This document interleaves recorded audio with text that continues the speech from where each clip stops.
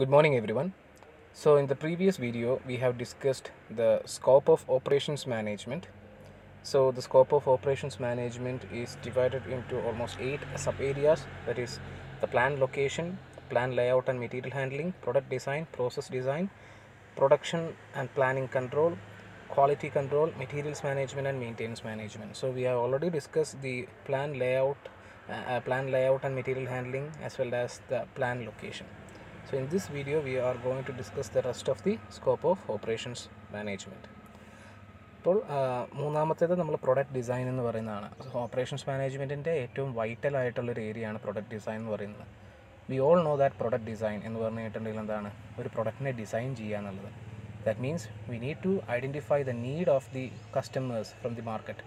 ഇപ്പോൾ മാർക്കറ്റിൽ നിന്നും ഒരു നീഡ് ഐഡൻറ്റിഫിക്കേഷൻ നടത്തിയ ശേഷം ആ മാർക്കറ്റിലുള്ള ആൾക്കാരുടെ ആവശ്യങ്ങൾക്കനുസരിച്ചുള്ള നീഡ്സിനനുസരിച്ചുള്ള ഒരു ഔട്ട്പുട്ട്, ഒരു പ്രോഡക്റ്റ് ഉണ്ടാക്കി മാർക്കറ്റിലേക്ക് എത്തിക്കുക എന്നുള്ളതാണ് ഈ പ്രൊഡക്റ്റ് ഡിസൈൻ എന്നുകൊണ്ട് ഉദ്ദേശിക്കുന്നത്. So it is a stage where the idea is converted into a reality. So ആ മാർക്കറ്റിലുള്ള നീഡ്സ് ഐഡൻറ്റിഫൈ ചെയ്ത് അതിനനുസരിച്ച് ആ മാർക്കറ്റ് ഡിമാൻഡ് ചെയ്യുന്നതനുസരിച്ചുള്ള പ്രോഡക്റ്റുകൾ, അതിനു വേണ്ടിയിട്ടുള്ള ഇൻപുട്ട് പ്രൊക്യൂർ ചെയ്ത് ആ ഇൻപുട്ടുകൾക്ക് വാല്യൂ അഡീഷൻ നൽകി ആ ഇൻപുട്ടുകളെ ട്രാൻസ്ഫോം ചെയ്ത് ഔട്ട്പുട്ടുകൾ യൂട്ടിലിറ്റി ഔട്ട്പുട്ടുകളാക്കി മാറ്റി മാർക്കറ്റിലേക്ക് തിരിച്ചെത്തിക്കുക.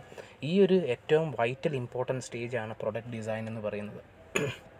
So it deals with the conversion of ideas into reality. ഓരോ ഐഡിയകളാണ്, ഓരോ പ്രൊഡക്റ്റിനെ കുറിച്ചുള്ള ഓരോ ഐഡിയകളാണ് ഈ ഒരു സ്റ്റേജിൽ റിയാലിറ്റി ആയിട്ട് ഔട്ട്പുട്ടുകളായിട്ട് മാറുന്നത്. So every business organisation has to design, develop and introduce new products as commercial strategy. ഒരേ പ്രൊഡക്റ്റ് തന്നെ എല്ലാ കാലത്തും ഒരു കമ്പനി ഇറക്കിക്കൊണ്ടിരിക്കുകയാണെങ്കിൽ the company will not exist.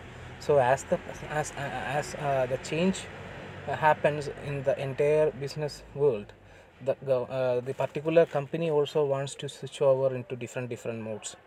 അപ്പോൾ എപ്പോഴും ഒരു ബിസിനസ് മാറുന്ന മാറ്റങ്ങൾക്കനുസരിച്ച് അവരുടെ പ്രോഡക്ട്സിൽ മാറ്റങ്ങൾ വരുത്തിക്കൊണ്ട് പുതിയ പ്രോഡക്ട്സ്, ഉൽപ്പന്നങ്ങൾ വിപണിയിലേക്ക് എത്തിക്കണം. Developing the new products and launching them in the market is A biggest problem for every organisation. അപ്പോൾ ഈ പ്രൊഡക്റ്റ് ഡിസൈൻ എന്നുകൊണ്ട് ഉദ്ദേശിക്കുന്നത് എന്താണ്? എൻ്റെ പ്രോസസ്സാണ് എവിടെ തൊട്ടുള്ളത്? Need identification to physical manufacture of product.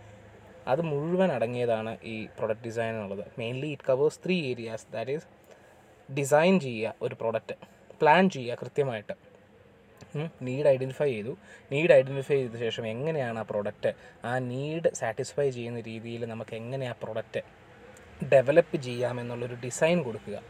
ആ പ്രൊഡക്റ്റിൻ്റെ ഡെവലപ്മെൻറ്റും ആ പ്രൊഡക്റ്റ് അവസാനം അതിൻ്റെ ഔട്ട്ലുക്ക് എങ്ങനെയായിരിക്കും, കാണാൻ എങ്ങനെയായിരിക്കും, അതിൻ്റെ പാക്കേജിങ് എങ്ങനെയായിരിക്കും, each and minute things design ചെയ്യുക.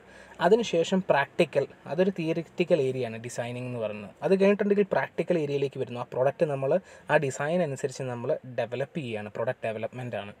ആ പ്രൊഡക്റ്റ് ഡെവലപ്മെൻറ്റ് എന്ന് പറഞ്ഞിട്ടുണ്ടെങ്കിൽ കൃത്യമായിട്ട് നമ്മൾ ആ ഒരു പർട്ടിക്കുലർ ഒരു പീസ് ഓഫ് പ്രോഡക്റ്റ് നമ്മൾ പ്രൊഡക്റ്റ് ഡെവലപ്മെൻറ്റ് നമ്മൾ എങ്ങനെ ഇരിക്കും എന്നറിയാൻ വേണ്ടിയിട്ടുള്ളൊരു സ്റ്റേജാണത്. അതിനുശേഷം നമ്മൾ ബൾക്ക് മാനുഫാക്ചറിങ് ആണ്. ആ ഒരു പർട്ടിക്കുലർ പ്രോഡക്റ്റ് ഡെവലപ്ഡ് ഓക്കെ ആണെന്നുണ്ടെങ്കിൽ നമ്മൾ ബൾക്ക് മാനുഫാക്ചറിങ്ങിലേക്ക് പോവുകയാണ്.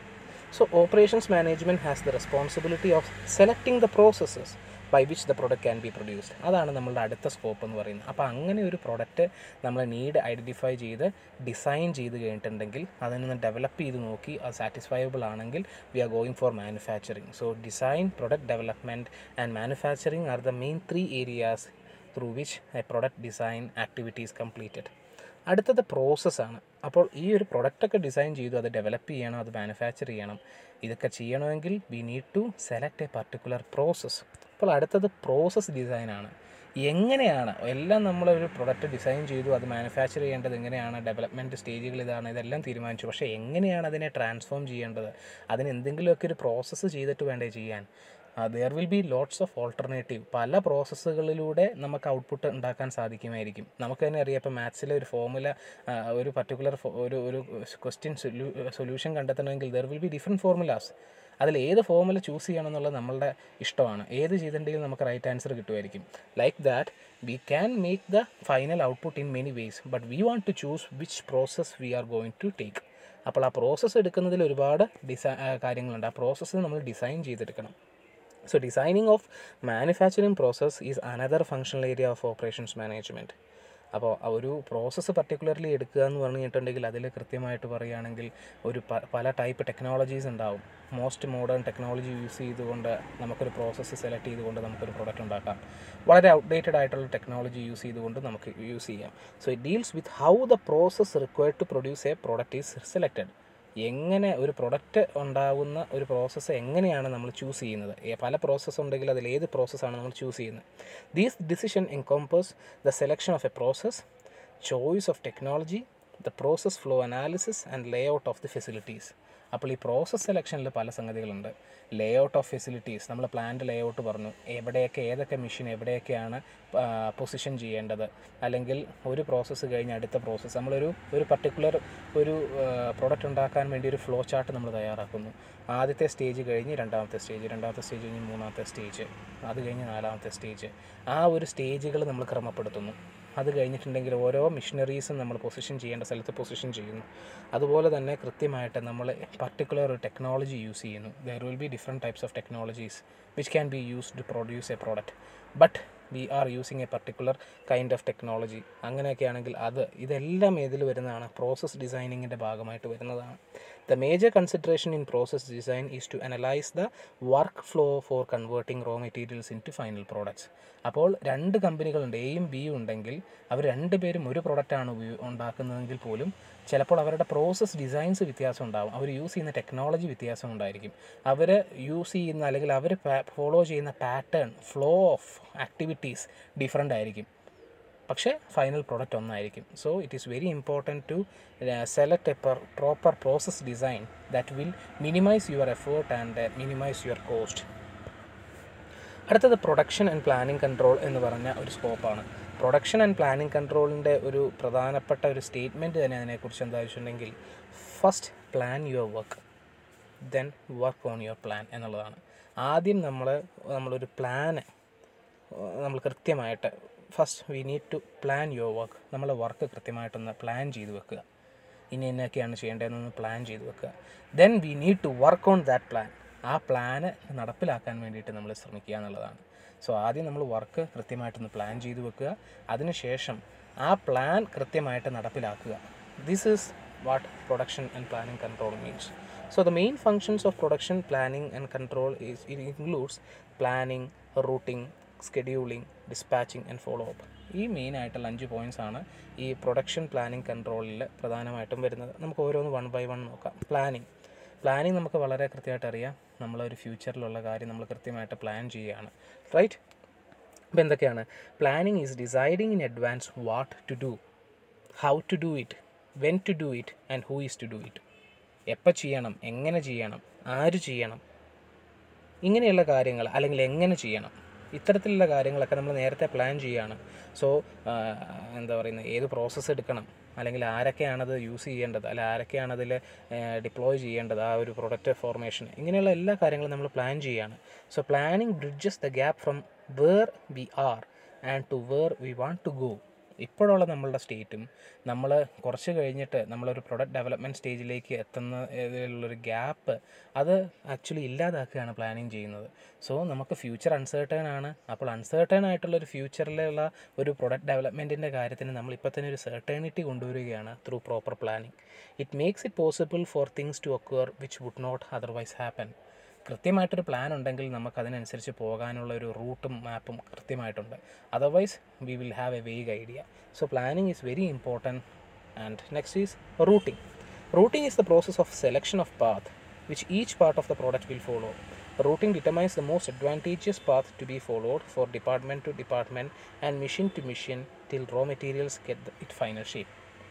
ഞാൻ നേരത്തെ പറഞ്ഞു, എ എന്ന് പറഞ്ഞൊരു കമ്പനിയും ബി എന്ന് പറഞ്ഞൊരു കമ്പനിയുണ്ട്. രണ്ടുപേരും പ്രൊഡ്യൂസ് ചെയ്യുന്നത് ഒരേ പ്രോഡക്റ്റ് ആണെന്ന് കരുതുക. For example soap. അപ്പോൾ ഈ സോപ്പിൻ്റെ നിർമ്മാണത്തിൽ അതിൽ ഒരു 6 സ്റ്റേജസ് ഉണ്ടെന്ന് കരുതുക. സ്റ്റേജസ് പേര് നെയിം ചെയ്തിരിക്കുന്ന സ്റ്റേജ് 1, സ്റ്റേജ് 2, 3, 4, 5, 6 എന്നുള്ളതായിരിക്കും.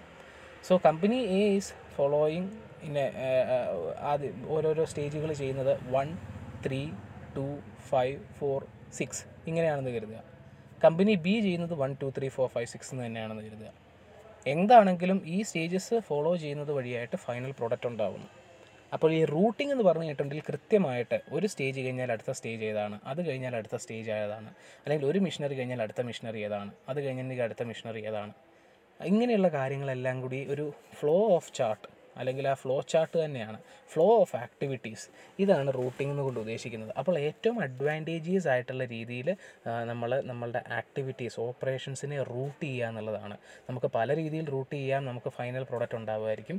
നമുക്ക് മിനിമം ടൈം കൊണ്ട് മിനിമം എഫേർട്ടിൽ മിനിമം കോസ്റ്റിൽ ഫൈനൽ പ്രോഡക്റ്റിലേക്ക് എത്തിക്കുക എന്നുള്ളതാണ് ഒരു പ്രോപ്പർ റൂട്ടിങ്ങിൻ്റെ ആവശ്യം. അടുത്തത് സ്കെഡ്യൂളിംഗ് ആണ്. Scheduling is always related to what time management, fixation of time and date. കൃത്യമായിട്ട് നമ്മൾ ഇൻപുട്ട് ഇത്ര സമയം കൊണ്ട് നമ്മൾ ഇൻപുട്ട് പ്രൊക്യൂർ ചെയ്ത് ആ ഇൻപുട്ടിനെ ട്രാൻസ്ഫോം ചെയ്ത് ഔട്ട്പുട്ടാക്കി മാർക്കറ്റിൽ എത്തിക്കുന്ന സ്കെഡ്യൂളിംഗ് എന്നുകൊണ്ട് ഉദ്ദേശിക്കുന്നത്. It determines the time program for the operations. Scheduling may be defined as the fixation of time and date for each operation as well as it determines the sequence of operations to be followed. അപ്പോൾ scheduling കൊണ്ട് ഉദ്ദേശിക്കുന്നത് നമുക്കറിയാം ഒരു product form ചെയ്യുന്നത് all of A sudden അല്ല. It goes through different stages. അപ്പോൾ ഓരോ stage of ഓപ്പറേഷൻസിനും വേണ്ട ടൈം, അതിൻ്റെ ഡേറ്റ് കൃത്യമായിട്ട് ഇന്ന ഡേറ്റിൽ ഇന്ന ടൈം തൊട്ട് ഇന്ന ടൈം വരെ ഇന്ന ഒരു മെഷീനറിയിലൂടെ അത് പ്രോസസ്സ് ചെയ്ത് ഒരു സ്റ്റേജ് കംപ്ലീറ്റ് ചെയ്യുന്നു. സോ എല്ലാം കൃത്യമായിട്ട് നമ്മൾ സ്കെഡ്യൂൾ ചെയ്യുന്നു. ഒരു പർട്ടിക്കുലർ ഡേറ്റിൽ ഇത്രയധികം പ്രോഡക്റ്റ്സ് ഡിസ്പാച്ച്ഡ് ആയിരിക്കണം എന്നുള്ള രീതിയിൽ നമ്മൾ കൃത്യമായിട്ട് അത് സ്കെഡ്യൂൾ ചെയ്യുന്നു. സോ ടൈം ഫിക്സേഷനാണ് ഈ സ്കെഡ്യൂളിംഗ് എന്നുകൊണ്ട് ഉദ്ദേശിക്കുന്നത്. അടുത്തത് ഡിസ്പാച്ചിങ് ആണ്. ഡിസ്പാച്ചിങ് എന്ന് പറഞ്ഞാൽ നമ്മൾ ഒരു പ്രോഡക്റ്റ് ഡിസ്പാച്ച് ചെയ്യുക എന്നുള്ളതല്ല. നമ്മൾ ഈ പറഞ്ഞതുപോലെ നമ്മൾ പ്ലാൻ ചെയ്തതുപോലെ നമ്മൾ റൂട്ട് ചെയ്ത് വെച്ചതുപോലെ നമ്മൾ സ്കെഡ്യൂൾ ചെയ്ത പോലെയുള്ള കാര്യങ്ങൾ മുന്നോട്ട് പോകാൻ വേണ്ടി നമ്മൾ ഓർഡർ എക്സിക്യൂഷനാണ് ആക്ച്വലി ഡിസ്പാച്ചിങ് എന്ന് പറയുന്നത്. Dispatching is concern with starting the process. നമ്മൾ അപ്പോഴാണ് ആക്ച്വലി പ്രോസസ്സ് സ്റ്റാർട്ട് ചെയ്യുന്നത്. പ്ലാൻ ചെയ്തു, ആക്ടിവിറ്റീസ് റൂട്ട് ചെയ്ത് വെച്ചു, നമ്മൾ ഇന്ന സമയത്ത് ഇന്ന സ്കെഡ്യൂൾ ചെയ്തു. ഇനി പ്രോസസ്സ് സ്റ്റാർട്ട് ചെയ്യണ്ടേ? പ്രോസസ്സ് സ്റ്റാർട്ട് ചെയ്യണമെങ്കിൽ ഓർഡർ കൊടുക്കണം, ഇന്ന പോലെയൊക്കെ ചെയ്യുമെന്ന് പറഞ്ഞ്. അതാണ് actually dispatching. It is concerned with the starting of the processes. It gives the authority so as to start a particular work which has been already been planned under routing and scheduling. Therefore, dispatching is the release of orders and instruction for starting of production. അപ്പോൾ കൃത്യമായിട്ട് നമ്മൾ plan ചെയ്തതുപോലെ root ചെയ്തതുപോലെ schedule ചെയ്തതുപോലെ കാര്യങ്ങൾ മുന്നോട്ട് പോകാൻ വേണ്ടിയുള്ള റിലീസ് ഓഫ് ഓർഡറാണ് ഡിസ്പാച്ചിങ്. ഇതെല്ലാം കഴിഞ്ഞ് നമ്മൾ പ്രോഡക്റ്റ് ഡെവലപ്പ് ചെയ്ത് കഴിഞ്ഞിട്ടുണ്ടെങ്കിലോ follow up is the process of reporting daily progress of work in each shop in a prescribed performer and to investigate the causes of deviation from the planned performance and to take necessary actions. അപ്പോൾ ഓരോ സ്റ്റേജിലും ഓരോ ഡിപ്പാർട്ട്മെൻറ്റിലും നടക്കുന്ന പ്രവർത്തനങ്ങൾ കൃത്യമായിട്ടുള്ള follow up വേണം. Plan ചെയ്തതുപോലെയാണോ എന്നുള്ളത് നമ്മൾ ഉറപ്പ് വരുത്തേണ്ടതാണ്. So that's about this particular production planning control. അപ്പോൾ കൃത്യമായിട്ട് ഓരോ സ്റ്റെപ്പിലും എങ്ങനെയാണ് ഫോളോ അപ്പ് പോകേണ്ടതെന്നുള്ളത് നമ്മൾ ഓരോ ഡിപ്പാർട്ട്മെൻറ്റിലും കൃത്യമായിട്ട് കാര്യങ്ങൾ പോകുന്നുണ്ടോ, നമ്മൾ പ്ലാൻ ചെയ്തതുപോലെ സ്കെഡ്യൂൾ ചെയ്തതുപോലെ നമ്മൾ റൂട്ട് ചെയ്ത പോലെ കാര്യങ്ങൾ മുന്നോട്ട് പോകുന്നുണ്ടോ എന്നുള്ളത് നോക്കുക. If any deviations found corrective മെഷേഴ്സും ആക്ഷൻസും എടുക്കുക എന്നുള്ളതാണ് ഫോളോ അപ്പ് കൊണ്ട് ഉദ്ദേശിക്കുന്നത്. സോ അതാണ് പ്രൊഡക്ഷൻ പ്ലാനിങ് കൺട്രോൾ എന്നുള്ളത്. അടുത്തത് ക്വാളിറ്റി കൺട്രോളാണ്. Yes, obviously today's managements are giving more importance for quality enhancement. Quality വളരെയധികം ഇമ്പോർട്ടൻ്റ് ആണ്. കാരണം customers is always preferring most quality products and they are always looking on to the time schedules also. അവർക്ക് ഏറ്റവും ക്വാളിറ്റിയുള്ള സാധനങ്ങൾ എത്രയും പെട്ടെന്ന് delivery ചെയ്യുന്ന ആൾക്കാർ ആരൊക്കെയാണ് എന്നുള്ളതാണ് അവരെ സംബന്ധിച്ചിടത്തോളം പ്രധാനപ്പെട്ട കാര്യം. So it is very importance to have a fast delivery and quality products to have a competitive advantage over the competitor. അപ്പോൾ അത് എപ്പോഴും ഒരു കമ്പനിയെ സംബന്ധിച്ചിടത്തോളം ഫാസ്റ്റ് ഡെലിവറിയും ക്വാളിറ്റി പ്രോഡക്ട്സും എന്ന് പറയുന്നത് വളരെ ഇമ്പോർട്ടൻ്റ് ആണ്. So quality control may be defined as a system that is used to maintain desired level of quality in product or service. It is systematic control of various factors that affect the quality of the product.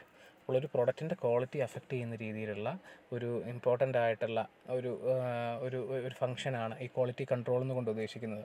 അപ്പോൾ ഈ proper quality checkups, quality maintenance ആക്ടിവിറ്റീസിലൂടെ നമ്മൾ release ചെയ്യുന്ന ഓരോ ഔട്ട്പുട്ടും കൃത്യമായിട്ടുള്ള standard of quality meet ചെയ്യുന്ന രീതിയിലുള്ള പ്രൊഡക്റ്റ് ആണെന്നുള്ള ഉറപ്പ് വരുത്തുക എന്നുള്ളതാണ് ക്വാളിറ്റി കൺട്രോളിൻ്റെ പ്രധാനമായിട്ടുള്ളൊരു ലക്ഷ്യം.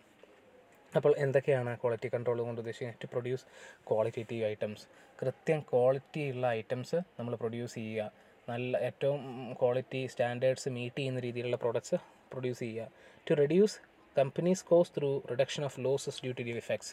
ഒരു കമ്പനിയെ സംബന്ധിച്ചിടത്തോളം ക്വാളിറ്റി ചെക്ക് പ്രോപ്പറായിട്ട്, ക്വാളിറ്റി ചെക്ക് ഒബ്വിയസ്ലി വളരെ ചിലവേറിയ ഒരു പ്രോസസ്സാണ്. ആ ഒരു പ്രോസസ്സിലൂടെ കമ്പനീസ് പോകാൻ ഉള്ള കാരണം എന്താണ്?